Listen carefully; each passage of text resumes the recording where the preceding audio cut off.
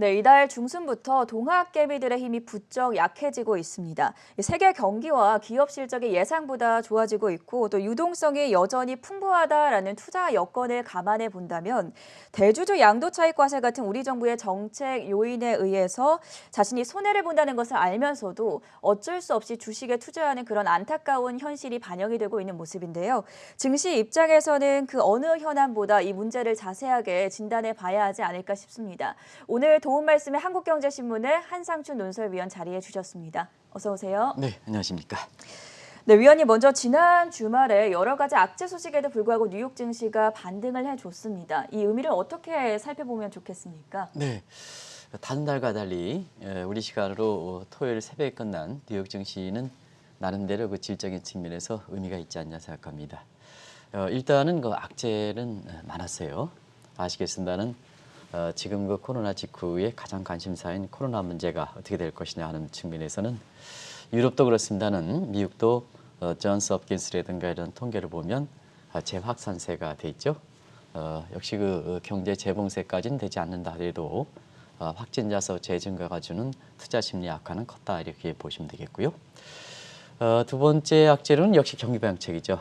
민주당의 양보로 인해서 종전보다 2조 4천억 달러 정도 되지만 공화당이 지금 최대 양보선인 1조 5천억 정도의 원래 이제 1조 2천억이죠. 이 수준을 볼 땐 2배 정도 격차가 있기 때문에 여전히 격차가 크다. 그래서 일단은 그 대선 이전에는 합의 가능성은 사실상 월가에서는 제로 상태를 보는 것 같습니다. 그래서 골드만삭스라든가 이런 데서는 4분기 올해 4분기 성장률이든가 이런 게 경기 부양책이 추진하지 못하면 미군 GDP 기여도의 약 72%가 민간 소비거든요. 네. 재난금이 될 때는 없을 때는 민간 소비의 기여도가 떨어지면서 성장률이 떨어지지 않느냐 해서 성장률이 줄줄이 하향 조정하는 모습이 지난주부터 나타나 이렇게 보이겠습니다. 역시 트럼프 리스크인데요. 대선에 앞서서 TV 1차 토론을 앞두고 있습니다는 어떻든 간에 대선 결과에 대해서 불복 선언 이것이 정치적으로 역시 증시에 부담이 되는 리스크다. 하나하나 비교적 큰 이렇게 악재들이죠. 그러나 3대 지수가 우리 캐스터분께서도 진단해 드렸습니다. 비교적 이렇게 1% 이상 큰 폭으로 오고 나스닥 지수가 한 2% 이상 반등에 성공한 데는 시장 자체 에너지가 아직도 로빈 후드라든가 개인 투자 에너지가 좀 강하다 하는 측면이고 일전에 말씀드렸다시피 지금 기술주들이 이달 그 2일, 2일서부터 한 10% 정도 떨어지다 보니까 역시 그 차트 분석상 보면은 저가 매수하기 위한 가장 좋은 차트 매력이 반영돼서 주가가 오른 것이 아닌가 생각합니다. 다음 이렇게 차트를 보여드리기 바랍니다. 다음 차트.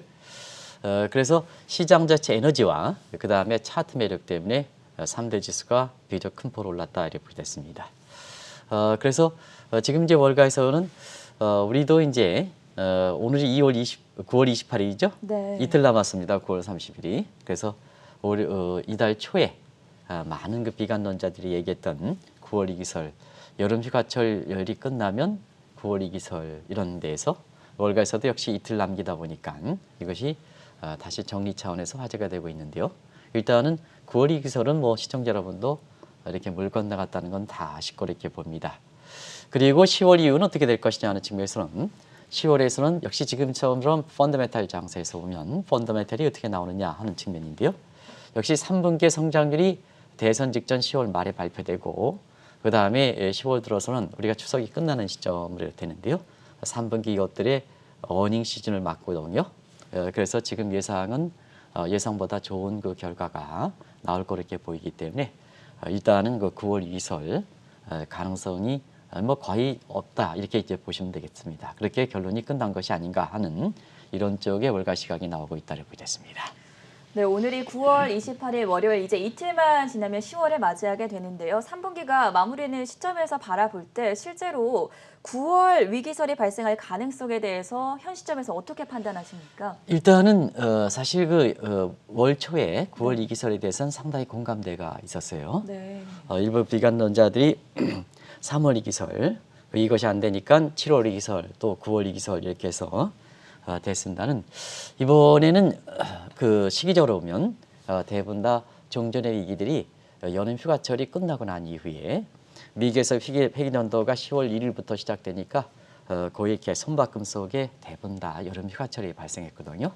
뭐 아시겠습니다는 2008년 서프라임 모기존 사태라든가 우리가 겪었습니다는 1997년 외환위기도 네. 여름 휴가철이 끝났기 때문에 의외로 이 9월 위기설에 대해서는 큰 공감대가 형성됐거든요. 그래서 한번 정리를 한번 해보자 하는 차원입니다. 그런 그 공교롭게도 그런 9월 위기설이 그 공감대가 형성되는 속에 사실은 지난 그 미국 시간으로 9월 2일부터 미국의 그 기술주들이 흔들렸죠. 그래서 9월 그 이렇게 주가가 한 10% 정도 떨어지는 속에 일부 그 9월 위기설에 3월 위기설도 틀렸고 7월 위기설도 틀렸던 이랬던 사람들이 9월 그 주가가 이렇게 하락되다 보니까 내가 맞추지 않았느냐 하는 자평하는 그 이런 내가 맞추지 않았냐 자평하는 이런 시각이 유튜브 방송에서 지금 많이 이렇게 떠돌고 있는데요. 네. 사실은 저는 그렇게 생각합니다. 증시는 사실 계속해서 성장해야 된다 하는 입장입니다. 모두가 기업들의 그 자금 조달하고 그 다음에 국민의 그 건전한 재테크 수단에서 보면 뭐 이게 기복이 있다 하더라도 계속해서 성장해야 된다는 입장이다 하는 걸 말씀드리겠습니다. 그리고 건전하게 성장해야 된다. 그러면 건전하게 성장된다는 측면에서 보면 비관론자들을 이렇게 몰아붙이는 건 아닙니다. 네. 이렇게 증시가 계속해서 성장해야 되고 경제가 계속해서 성장해야 되고 국민의 재테크로 수단을 해야 되고 그다음에 기업들이 자기 구매에 맞는 이렇게 자금을 조달하기 위해서는 건전하게 조달해야 되는데요. 이런 각도에서 증시 거품이라든가 이런 거를 조정하기 위한 차원의 비관론은 의미가 크다. 이게 일방적으로 비관론을 배척하지 않는다 하는 것을 말씀드리는데요. 사실상 최근에 이렇게 보면 비관론자들이 자기가 예측을 막기 위해서 의외로 시장을 불안하게 조성하는 이런 쪽의 시각들이 상당히 많습니다. 네. 내가 맞추지 않았느냐. 방송이라는 것은 맞추기 위한 방송은 아닙니다. 정확하게 시청자분한테 그때그때 상황을 정확하게 진단하고 그 분위기를 전해주는 것이 투자자의 판단을 도움 주게 아니냐 생각합니다. 방송에서 일부 종목이라든가 주가가 어떻게 간다 이런 시각으로 이렇게 이 종목을 사라 이런 쪽의 방송들은 상당히 위험성이 있다고 보겠습니다. 우리가 한국경제TV에 많은 사람이 나오지만 항상 한국경제TV의 공정성을 위해서 투자자의 개인의 판단을 맡기 위한 방송입니다 하는 것을 항상 부각하는 것도 그런 측면이다 하는 걸 말씀드리겠는데요. 아마 지금 유튜브에서 난리터고 있는 내가 예측을 맞추지 않았느냐. 최근에 그 기술주가 이렇게 떨어지고 국내 그 코스피 지수가 그다음에 코스닥 지수가 지난주에 비교적 큰 폭으로 떨어짐에 따라서 그런 방송들이 많이 되는데요. 예측을 맞추기 위한 방송들은 사실 누구든 맞추지 못한다 이렇게 보게 됐습니다. 정확히 진단하고 그다음에 분위기를 전해서 시청자분 얼마큼 현명하십니까? 아마 저보다도 더 훌륭하다 하는 분들보다도 시청자분이 더 현명하십니다. 그렇기 때문에 시청자의 투자 판단에 임하도록 참고적인 이런 전문성과 이렇게 경륜과 관련해서 이렇게 말씀해 드리는 것이 오히려 올바른 기능이 아닌가 생각하는데요.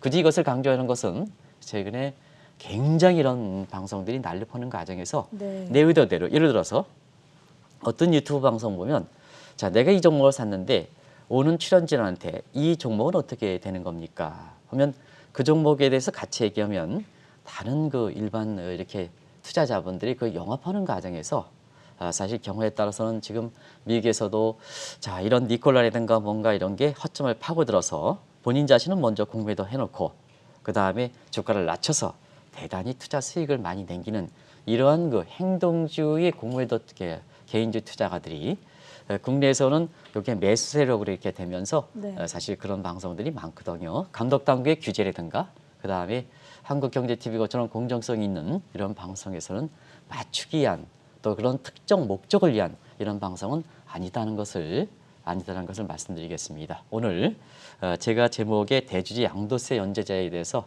이것도 증시의 건전한 발전을 기하고자 하니까 이런 내용들을 좀 굳이 강조하고 싶다. 감독당국에서는 그런 걸 좀 한 번 정도 종합적으로 관리할 필요가 있다는 걸 말씀드리겠습니다. 네, 주가가 계속해서 건전하게 상승을 했으면 좋겠는데 사실 최근에 국내 증시 흐름을 보면 동학개미 운동 세력의 힘이 부쩍 좀 줄어들면서 상승세가 주춤하는 모습입니다. 이 부분은 어떻게 보십니까? 네, 사실은 그 코로나 사태 이후에 세계 각 분야에서 굉장히 크고 그다음에 그 깊은 이런 변화가 있죠. 그래서 제가 이 표현을 deep and big change다 이런 표현을 쓰고 있습니다. 네. 그래서 지난 그 짧은 코로나 문제가 국제사회에 알리기 시작한 지 물론 이제 발병이 작년 11월 달이 아니냐 하는 시작이 있습니다는 국제사회에 알리기 시작한 지 한 반년 6개월 정도 기간에 올해 방송에서 아마 단연코 세계 경제라든가 모든 경제 뉴스의 10대 뉴스를 꼽으면 아마 신종 코로나 바이러스는 확실하게 올라가겠죠. 네. 1위로.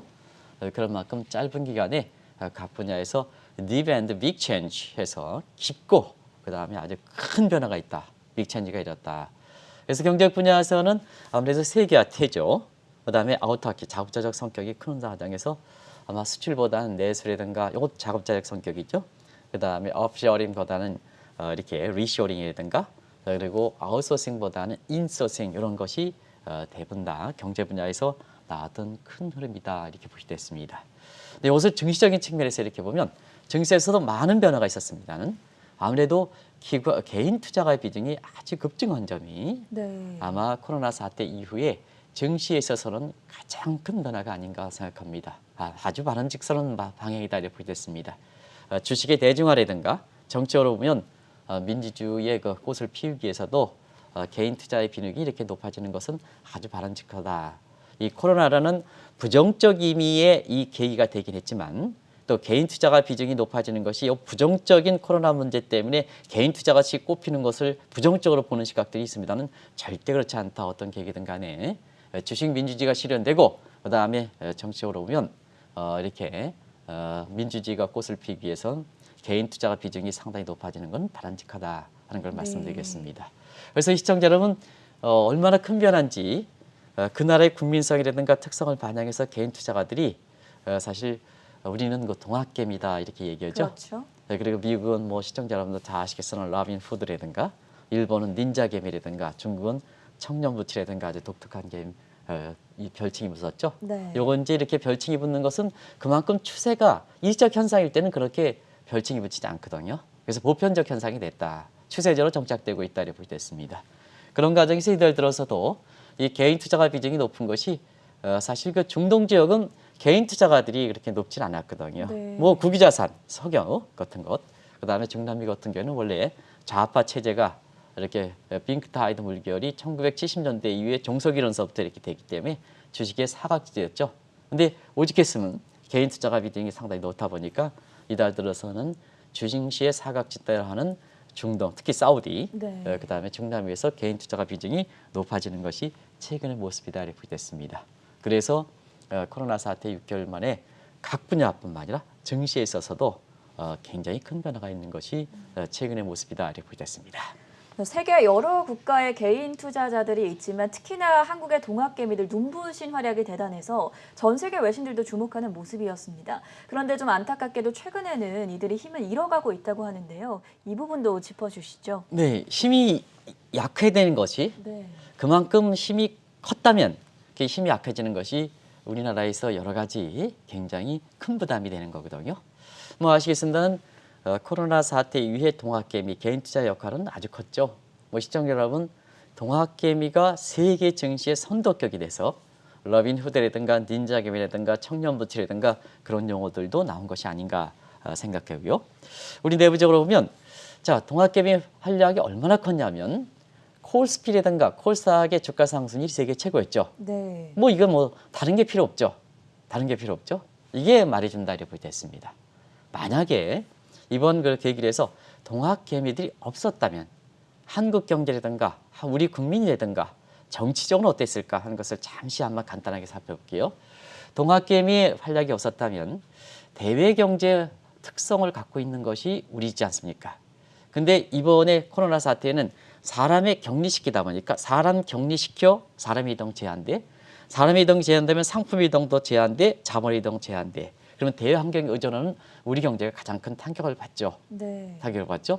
그런 특성에서 보면 자, 우리 경제가 그나마 이렇게 뭐 OECD 37개 회원국 중에서 문재인 대통령께서도 강조하신 올해 성장률이 1위다 하는 것도 이 동학개미의 이렇게 역할이 없었다면 과연 그런 사태, 대환경에 의존하고 지금 코로나 사태에 사람의 이동, 상품의 이동, 그다음에 자본의 이동이 제한되는 우리 경제의 특성상 보면 1위가 가능했을까 하는 측면도 시청자분이 뭐 제가 굳이 설명이 필요하지 않더라도 동학개미 역할이 컸다 이렇게 볼 수 있습니다. 또 우리 국민들이 코로나 사태에서 굉장히 스트레스가 높았었죠. 이게 스트레스가 개선된 건 아닙니다는 이 스트레스가 만약에 증시마저도 떨어졌었으면 증시는 심리적 측면이 그렇거든요. 네. 그런 상태에서 부동산은 현 정부가 두들기죠. 그런 상태에서 주식마저 폭락했다면 이렇게 회복되지 못했다면 우리 국민들이 희망이 없겠죠. 어디서 돈 봅니까? 자, 기업들은 지금 기업들은 더 어려워지고 있죠. 네. 부동산은 계속해서 이렇게 정책이라는 건 그때그때 상황에 따라서 유연하게 해야 되는데요. 계속해서 이렇게 해서 강화하고 규제했죠. 그런 상태에서 중심마저 떨어졌다면 우리 국민들이 어떻게 될 것이냐 하는 측면은 부동산 대책을 일관했던 그런 분들한테 정책 당국자한테 아마 그 답을 제가 이 시간을 통해서 이렇게 요청드리겠습니다. 그리고 정치적으로 측면에서는 아마 우리 그 동학개미의 역할이 없어서 주가가 떨어졌다면 올해 4.15 이렇게 총선에서 과연 집권당인 민주당이 이렇게 승리했겠느냐 하는 네. 측면은 국회의원분들한테 여당 국회의원분들한테 여쭙겠습니다. 그게 우리나라의 동학개미 역할이다 이렇게 됐습니다. 그런데 최근에 이제 이렇게 다들 아시겠지만 동학개미 힘이 부쩍 이렇게 떨어지고 있거든요. 근데 안타까운 것은 사실은 투자 여건적인 측면에서는 여전히 좋은 여건입니다. 왜냐하면 2분기 이후에 경제 성장이라든가 그다음에 기업들의 실적 보면 예상도 나쁘지만 예상보단 좋지 않습니까? 소위 earning surprise, growth surprise라는 표현을 쓰죠. 이렇게 해서 보고요.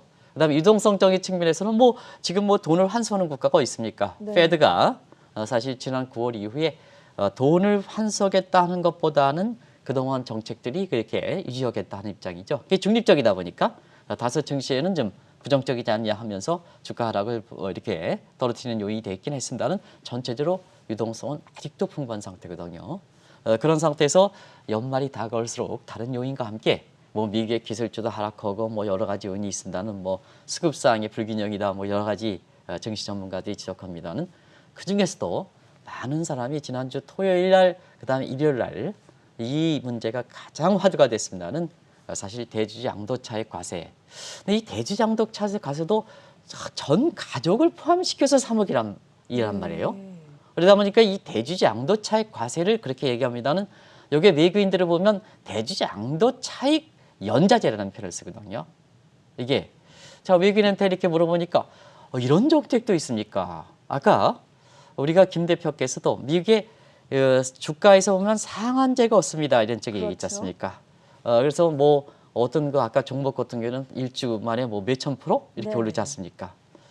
이런 규제 완화에 돈이라는 것은 규제가 있으면 흐름이 안 되는 거거든요. 이런 게 익스컨 글로벌 스탠다드 입장에서 네. 어떻게 한국은 경제 발전 단계가 세계에서 10위 정도 돼서 그렇게 공치다루는데 대주주 양도세 그것도 가족이 합쳐서 이렇게 2015년에 결정됐다면 지금은 상황이 코로나 사태에 각 분야에 그렇게 획기적 변화하는데 네. 정책은 변화해야 되는데 그걸 감안하지 않느냐. 과거에 법적으로 예고됐다고 해서 그렇게 추진하느냐 하는 측면에서 이런 정책도 있습니까? 이런 얘기하더라고요. 아까 제목의 그 정책은 그 내용은 제가 제목을 정한 게 아니라 네. 외국인도 대주주 양도차익 연자제 이런 정책도 있습니까? 한국의 증시 발전은 그러면 뭐를 가져오는 겁니까? 다른 증시 발전을 위해서 내놓은 정책들이 이 큰 그림에서 잘못되면 뭐 가지고 발전합니까? 이렇게 개인 투자가 참여가 없는 상태에서 뭐 가지고 발전합니까? 다른 세부적 정책이 다 공감을 못 얻는 거거든요. 그래서 이런 정책적 요인이 결부돼서 우리가 주가가 떨어지는 점이 사실 투자 여건도 괜찮고 그동안 가장 많은 혜택 받은 사람이 지금 현 정부라든가 국회의원 집권당인데 자 이런 상태에서 이런 것을 제대로 해주지 못함에 따라서 네. 사실 이렇게 주가가 떨어진 점이 안타깝다 하는 것을 말씀드리겠습니다. 그동안 증시 상승을 이끌어온 1등 공신이라고 볼 수 있는 동학개미들의 힘이 약해지고 이게 결과론적으로 증시의 침체를 불러오게 된다면 현 정부의 경제 정책 결국에는 총체적 실패로 끝날 수 있다라는 시각도 나오는데요. 이 시각은 어떻게 보십니까? 그런 제각은 많이 하죠. 네. 이렇게 왜 그러냐면 지금 현 정부 출범 이후에 국정에서 최우선 과제로 추진했던 과제들이 뭡니까? 시청자 여러분, 하나가 거시경제 목표층에서 소득주도 성장. 네. 이게 성장이냐 분배냐 논란이 있지만 역시 분배적인 측면에서 이렇게 강조돼서 지금까지 집권 초반기에는 진짜 소득주도 성장 많이 얘기했죠. 근데 지금은 이렇게 대통령께서도 이 문제를 얘기하지 않죠. 위험화가 되는 상태죠. 다른 뭐 정책 당국자들이 이거 강조했던 사람들이 하나도 이건 꺼내지 않고 있습니다. 네. 이런 상태에서 또 하나의 과제가 남북 과제죠. 남북 관계 개선인데 이런 저는 북한 문제 전문가는 아니기 때문에 제가 그냥 액면 그대로 나오는 것만 그대로 전해드리겠습니다. 최근에 우리 국민이 사실 그 여러 가지 안 좋은 사건, 제가 입을 통해서도 얘기하기 어려운 그러한 사건이 터졌는데도 불구하고 네. 사실 이 문제에 대해서 어떻게 할 것인가, 저는 전문가가 아니기 때문에 시청자분한테 판단에 맡겠습니다. 어찌됐든 우리가 국가의 구성 요소가 뭡니까? 영토라든가 국민과 주권이거든요. 대통령이 선언하는 가장 국회에서 선언할 때 가장 먼저 국민을 이렇게 적어지 않습니까? 네. 근데 어찌됐든 우리 국민이 이렇게 돼서 이렇게 최악의 장면까지 이렇게 나오는 상태에서 이거 어떻게 할 것이냐. 국회의원분들도 이거 정치적으로 이용하지 마시기 바랍니다. 우리 국민이 그렇습니다. 이게 무슨 정치적으로 결부될 시킬 가능성이 있습니까? 이건 액면 그대로 우리 국민이 사실 그렇습니다. 더 이상 제가 말씀드리지 않겠습니다. 그래서 남북관계가 그렇게 크게 개선되지 않는다는 것은 누구나 공감하거든요. 네. 그런 상태에서 또 하나의 축이 최우선 정책을 제정한 게 부동산 대책 아닙니까? 부동산 대책입니까? 그래서 이 부동산 대책인데요. 자, 부동산 대책은 누누이 말씀드리는 세부적 대책보다도 실물 경제보다 돈이 많거든요. 금융위기에서부터는 돈이 많거든. 그래서 돈 흐름을 잘 조정하는 것이, 그래서 글로벌 감각이 필요한 사람, 지금 한국 경제 모습이라든가 이런 데서는 세계 흐름 속의 하나니까 세계 감각이 뛰어난 사람, 그리고 부동산에 많은 정책적 경험이라든가 시장에 경륜이 많은 사람이 부동산 대책의 수장으로 앉혀야 되거든요. 네. 그런 측면에서 지금의 부동산 정책을 이끌어가는 김현미 장관이라든가 이런 분들이 그런 각도에서 아마 한번 시청자의 판단에, 제 판단은 안 하겠습니다. 판단에 맡기겠습니다. 그래서 이게 돈이 많을 때는 돈의 흐름을 조정하는 것이 각종 대책성, 정책도 이제 경제정책도 여러 가지 사전적 대책이 있고 사후적으로 대책성 있는데, 대책성 정책은 돈의 흐름을 조정하는 것이 중요합니다. 그런데 현 정부는 돈의 흐름을 조정하는 것보다는 수요 일변도 정책, 수요 일변도 정책이거든요. 그리고 우리가 보면 가격 정책이라는 것, 수요 일변도 정책이 있고 공급 중시 정책이 있는데요. 지금은 수요 일변도 케인즈식의, 이건 매크로 사이드지만 다른 것도 마찬가지입니다. 공급 조절 정책이 중요하거든요. 네. 공급 조절 정책. 이게 세계적 흐름에 맞지 않아가서 결국은 규제가 심한 지역일수록 지금 수급이 굉장히 불균형이 심한 상태이지 않습니까? 그래서 가격으로 이렇게 나타나지 않는 것은 결과적으로 보면 지금 이렇게 일시적인 이렇게 수급 불균형이 심화 속에 일시적으로 나타나는 현상이지 않느냐 하는 상태에서, 자, 시청자 여러분, 만약에 나중에 말씀드리겠습니다만 증시에서 동학개미 싹이 줄어서 증시에 침체되면 지금 증시에 얼마나 많은 자금이 들어와 있습니까? 네. 이 자금 어디로 가겠습니까? 그러면은 자, 소득주도 성장 위험해야 돼. 남북관계 어려워져서 그 다음에 또 하나의 추진까지는 부동산 정책 어떻게 되냐. 그런 측면에서 현 정부의 경제정책의 핵심 정책일수록 이렇게 좋은 평가를 받지 못하느냐. 제가 조심스럽게 얘기합니다. 좋은 평가를 받지 못하느냐는 측면에서 총체적 실패가 나온다. 이렇게 보시면 되겠습니다. 증시가 침체에 들어간다면 정부가 추진하고 있는 다른 정책들에도 부정적인 영향을 줄 것이다라고 말씀을 해주셨는데, 부동산 정책에는 실제로 어느 정도 영향을 주게 될까요, 위원님? 자금 흐름이 어떻게 가느냐, 네. 이게 됩니다. 자, 동학개미 싹이 줄어서 증시가 침체되면 일단은 증시에 많은 자금이 들어오는 상태거든요. 네. 이 자금 어디로 갈 것이냐. 자, 기대 수익률을 봐야죠. 그리고 다른 제도적 여건을 봐야죠. 그런 측면에서 지금 예금으로 가겠습니까? 지금 물가를 감안한 실질금리가 마이너스입니다. 제로 상태로 그냥 하겠습니다. 실제로 따져보면 마이너스 상태거든요. 소비자 물가 상승 0.8%, 일부 신용도가 낮은 사람 예금금리 같은 경우는 지금 0.8%가 안 되거든요. 네. 그러면 자, 구매력 기준으로 해서 실질 금리가 제로니까 은행에 들어가기는 사실상 한계가 있습니다. 그리고 지금은 금융과 실무 간의 다이카토마이즈, 연계성이 떨어진 상태거든요. 기업들 돈이 없습니까? 지금 기업들 돈 많죠. 증시 이렇게 활성화돼서 돈들 많이 비축해놨죠. 그 다음에 대기업들은 돈 많죠. 그런 상태에서 자, 금융과 실물에 있어서는 코로나 사태의 미래가 불확실한다는 차원에서 금융 사이드 실물 경제가 연계성이 줄어든 것도 있지만 지금 기업들도 돈이 많은 상태거든요. 그래서 사실상 실물 경제로 들어가기는 한계가 있다. 그러면 증시에 이탈된 자금이 어디로 가느냐? 부동산뿐이 없는 거죠. 부동산뿐이. 그런 과정에서 앞서 말씀같이 이 자금 흐름의 향방에 따라서 자, 지금까지 현 정부 출범 이후에 24차례 정책을 쳤습니다. 네. 이건 뭐 공식적으로 확인된 거죠. 그러면 부동산 대책은 다른 어떠한 정책보다도 부동산 대책은 국민들의 보편적인 관심사입니다. 자기 집 이렇게 생각하지 않은 사람이 어디 있습니까? 집을 갖든 안 갖든 간에. 그래서 부동산 대책은 정책에서 보면 내부 시차, 행정 시차, 그다음에 외부 시차 포함해서 정책의 시차에서 보면 가장 긴 정책이 하나가 부동산 대책입니다. 대체로 보면 1년에 한 번 정도는 해야 된다. 양보를 해서 1년에 2번 정도 이상은 나오지 말아야 된다. 네. 지금 현 정부 출범 지금 몇 년 됐습니까? 3년 반입니다. 3년 반 따지면 7번 나와야 됩니다. 몇 번 나왔습니까? 23번 나왔지 않습니까? 왜 실패하느냐? 이건 자금 흐름 규제를 못한 거죠. 그런 거죠. 최근에 부동산 가격이 안정됐다 이렇게 했지만 안정된 건 아닙니다는 안정된 건 아닙니다. 그나마 되는 데 있어서는 사실상 동학개미 힘이 커서 8월 달에 동학개미 힘이 꽃이 피니까 코스피, 코스닥 최고치 이렇게 자금이 그쪽으로 몰려 자, 은행 예금 계속 그쪽으로 넣지 않습니까? 네. 부동산 일부에서 부동산 관련된 상품이라든가 계속 그쪽으로 넣지 않습니까?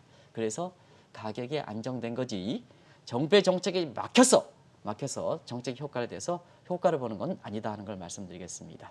이 동학개미 힘 최근에 일부 그렇게 부동산 관련된 정책 당국자가 지금 가격이 주춤하지 않느냐?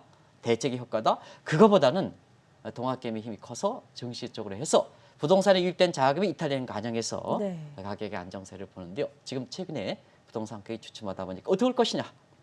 다시 최고치 행진이 되는 쪽도 있습니다는 그런 쪽에 사실 현 정부 입장에서도 굉장히 이러한 동학개미 역할이든가 증시 역할은 굉장히 중시해야 된다는 걸 말씀드리겠습니다. 동학개미의 힘이 약해지면서 증시가 침체될 가능성이 높아지고 그에 따라서 부동산 정책도 실패로 이어질 가능성이 높다고 말씀을 해주셨는데 여기에 더해서 지금 현 정부 후반기에 아주 집중적으로 투자를 하고 있는 뉴딜 관련 정책에도 악영향을 미치게 되지 않겠습니까? 이 집권 후비의 마지막으로 경기에 이렇게 부양하는 측면에서 사실 뉴딜 정책을 이렇게 야심차게 하는데요. 뭐 아시겠지만 뉴딜 정책의 핵심은 혁신성장이죠. 네. 소득주도 성장과 함께 국정철비에서 혁신성장이 되어 있죠. 혁신성장은 뭡니까? 혁신성장은 창의성과 그다음에 모험성 있는 기업으로 자금이 들어가야 스타트업이라든가 지금 뭐 그것이 그린 뉴딜이든 뭐 여러 가지 명칭이 붙고 있죠. 그런 것은 사실이 그렇다. 그런데 자 또다시 이렇게 증시가 침체되면 은행 위주로 자금 흐름 방향을 결정하지 않겠느냐 이렇게 보거든요. 자금 흐름 측면에서는. 네. 그럼 은행은 뭡니까? 우리나라 은행 보세요. 뭐 이렇게 담보 관행 여러지 않습니까? 담보. 정부가 이렇게 규제하니까 담보도 외우고더라고요. 요새는. 그다음에 유일하게 은행 전체적으로 보면은 뭐 일부에서 뭐 이렇게 굉장히 노력을 많이 하시고 계십니다는 여전히 수익 구조로 보면 예대 마진 있지 않습니까? 예대 마진. 이게 구조거든요. 그래서 담보 위주니까 뉴딜 정책에서 핵심적인 혁신 성장이 되려면 모험성과 그다음에 창의성 자금이 되는데요. 증권사가 활성화되고 대출 기능. 그래서 대출 기능도 줘야 되거든요. 그다음에 지금 뉴딜 정책에서 가장 좋은 게 뉴딜 기금 조성 아닙니까? 네. 뉴딜 기금 조성이 증권 시장이 떨어져 가지고 뉴딜 기금 조성되겠습니까? 안 조성되는 거죠. 이렇게 보였습니다. 그리고 또 한 가지는 그러면 뉴딜 기금이 잘 조성되지 않는다면 어떻게 하겠습니까? 자금 조달이 있어야 뉴딜 정부가 인위적으로 추진하는 거니까. 그런 측면에서 적자 국채 발행은 지금 크라우딩 아웃 이펙트 때문에 효과가 적죠. 왜냐? 적자 국채를 발행하면 발행 시장 이렇게 해서 하면 그 채권 물량이 많이 나오니까 채권 가격이 떨어지고 금리 올라가죠. 네. 금리 올라가면 소비 줄고 그다음에 투자 줄죠. 그래서 공공 사이드에서 이렇게 적자국채에서 발행한 재원조성이 소화 과정에서 금리가 올라가서 소비라든가 투자가 줄면 전체적으로 보면 크라우드가 있어 지출이 증대하지는 못하죠. 그리고 마지막으로 보면 증세 방안. 이 증세는 뭐 현 정부 출범이에 계속해서 증세되겠잖아요. 네. 저는 그거는 모르겠습니다는 저희 것처럼 재산세를 내고 있는데요. 왜 이렇게 많습니까? 네. 그냥 저는 뭐 정부가 이렇게 세금을 내면 제가 세금 내는 정도 됐으니까 고맙습니다 하더라도 그런 마음을 갖고 있다 하더라도 너무 많습니다. 네. 너무 많습니다. 이 재산세가 너무 많습니다. 조금 이따 종부세도 와야 되는데요. 저는 뭐 종부세에 또 이렇게 얼마큼 나올지 모르겠습니다. 이렇게 씁니다. 근데 사실 종부세 얘기하면 또 이렇게 시청자분이 오해가 있을 그래서 그냥 부모로 또 물려받은 땅이 있어서 종부세가 이렇게 되고 네. 있습니다. 제가 이렇게 투구해서 그런 거 아니고 솔직하게 말씀드리겠습니다. 종부세가 어떻게 나오는지 이게 되거든요. 그러면 뭐냐? 그럼 이런 상태에서 또 증세? 그러면 세부담이 다 느끼고 있지 않습니까? 그러면 기업의 경제와 관련 의욕이 꺾여서 네. 경제가 침체되고 그다음에 재정에 있어서 수입이 감소하면 우리가 하면 아서 레퍼스의 abnormal John 비표준되어 있기 때문에 지금은 홍남기 부총리께서 잘 이 분야 아주 정통하시기 때문에 잘 하시겠습니다는 세가 줄이 증가하면 세율이 텍스 레이트가 떨어지면 가먼트 레베뉴가 피스컬 레베뉴가 떨어지게 되거든요. 비표준되어 있거든요. 그래서 사실은 지금은 증시가 꽃을 펴야 뉴딜 기금이 조성되고 집권 후반기에 마지막엔 뉴딜 정책도 성공할 수 있다 하는 네. 이러한 그 정책적으로 굉장히 제한된 여건이다 이렇게 보겠습니다. 자, 그 어느 때보다 증시가 활성화되어야 할 것으로 보이는데요. 그렇게 하기 위해서는 정말 어렵게 돋아났던 이 동학개미의 싹이 다시 한번 싹 틔울 수 있도록 잘 자랄 수 있도록 도와줘야 하지 않겠습니까? 네, 이거 좀 오랫동안 얘기해야 되는데 며칠에 걸쳐서 얘기해야 되는데 오늘 방송 시간이 벌써 다 된 것 같습니다. 그냥 자막을 가지고 말씀드리고 있습니다. 네. 지금 상태에서 증시가 활성화돼 있죠. 그래서 그 어느 때보다도 이렇게 증시가 활성화된다 이렇게 됐습니다. 왜 그럴까 하는 측면에서는 미시 측면에서는 앞서 말씀드린 같이 기업은 자기 구매에 맞는 또 현 정부의 모험성 차기성 자금에서 은행에 담보가지로 제공하지 못하는 자금 조달해야 되거든요. 왜냐하면 지금 대기업들은 자금이 많은 상태거든요. 지금 막 코로나 시대에 태어나는 스타트업이라든가 이런 기업이 무슨 이렇게 담보가 있습니까? 이런 상황에서 창의성, 모험성. 그래서 제가 개인적으로 좀 굉장히 이렇게 증시에서 가장 오래된 우리나라의 CEO분 네. 이런 그분들은 이제는 증권사에 대출 기능을 줘야 됩니다 하는 측면에서 그게 어느 정도 좀 성과가 돼서 이렇게 대출도 이렇게 증시에 주는 거로 있습니다는 너무 적습니다. 넣습니다. 그래서 구매에 맞는 자금 조달을 해서 증시가 활성화되고요. 그다음에 건전한 재테크산이 이렇게 증시가 네. 활성화돼 있죠. 그리고 거시적 측면에서는 현 정부 입장에서 잘 드시기 바랍니다. 분배 부작용이 줄은 상태에서 해줘야 됩니다.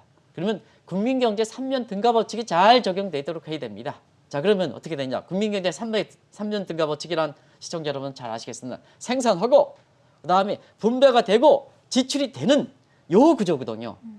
요 구조거든요. 네. 이런 상태에서 그 창구 역할에 그 흐름의 개통도에서는 증시가 가장 중요한 역할을 한다는 얘기입니다.